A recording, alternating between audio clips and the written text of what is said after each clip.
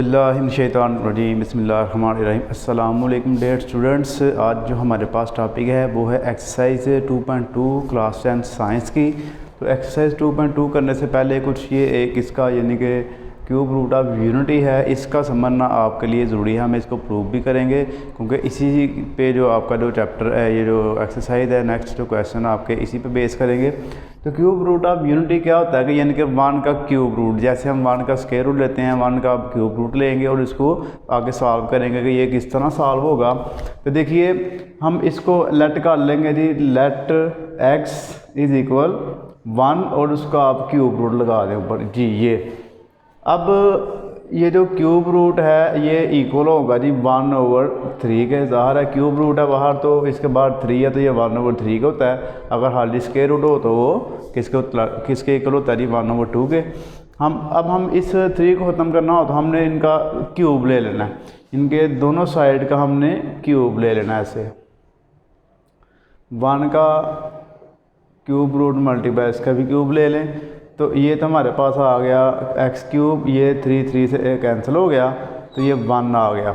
तो अब हम क्या करेंगे जी, ये जो 1 है इधर प्लस हो रहा है, इधर आगे हो जाएगा माइनस, इज़ इक्वल आ गया 0 के। अब हम इस पे क्यूब दोनों का क्यूब बना लेंगे, एक्स का भी क्यूब बना ले और 1 की जितनी मर्जी पावर बनाएं तो आपको पता है वो 1 नहीं आता है। तो ये हमारे पास अब फार्मूला पूरा हो गया जी, A cube minus B cube का।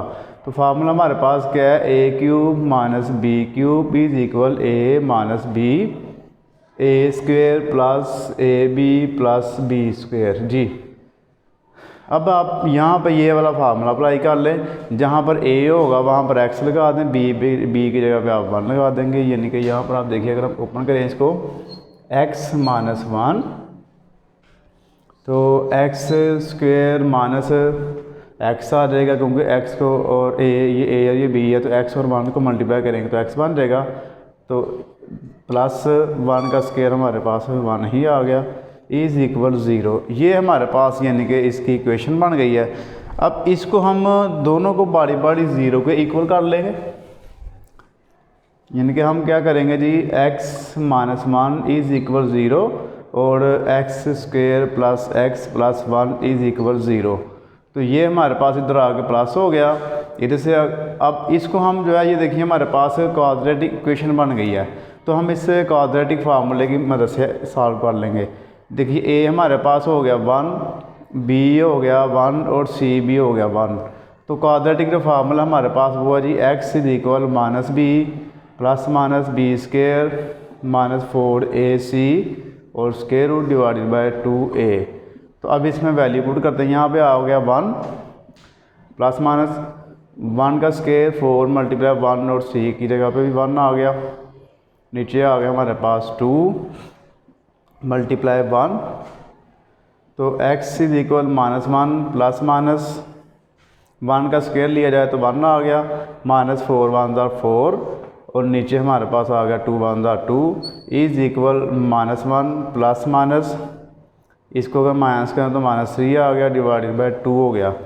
तो यहाँ पर आप देख सकते हैं जी, हमारे पास जो स्क्वायर रूट वाली वैल्यू है ये हमारे पास माइनस में आ गई है। तो जब ये माइनस में है तो ये हमारे पास जो है ये कम्प्लेक्स नंबर होता है, यानी कि रियल नंबर नहीं होता। तो अब आप एक चीज़ यहाँ पे गौर करें, आगे जब मज़ीद हम इसको सॉल्व करेंगे तो हम ये वैल्यू लेके सॉल्व करेंगे, लेकिन इसको मैं 1-2 स्टेप और आपको इसको करवा दूँ। जो माइनस 1 का जो स्क्वायर रूट होता है वो इक्वल होता है जी एयोटा के। तो अब हम यहाँ पे एयोटा यानी कि यूज़ करेंगे। देखिए आप माइनस 1 प्लस माइनस 3 और मल्टीप्लाई हम माइनस 1 कर लेते हैं डिवाइडेड बाय 2 कर लेते हैं। तो इसको अब आप देखिए मज़ीद x is equal minus 1 plus minus 1 को ख़त्म करके आप एयोटा लगा दें, यानी कि आप करते हैं एयोटा और स्क्वायर रूट 3 डिवाइडेड बाय 2। यहाँ पे हमारे पास यानी कि ये इसकी कह लें कि इक्वेशन बन गई है। तो अब आप इसको एक दफ़ा प्लस लिखते हैं, एक दफ़ा माइनस लिख देते हैं। यानी कि जब आप इसको प्लस में लिखेंगे तो आप इसको ओमेगा के इक्वल कर लें, माइनस 1 प्लस एयोटा और साथ मल्टीप्लाई है जी 3 का स्क्वायर रूट।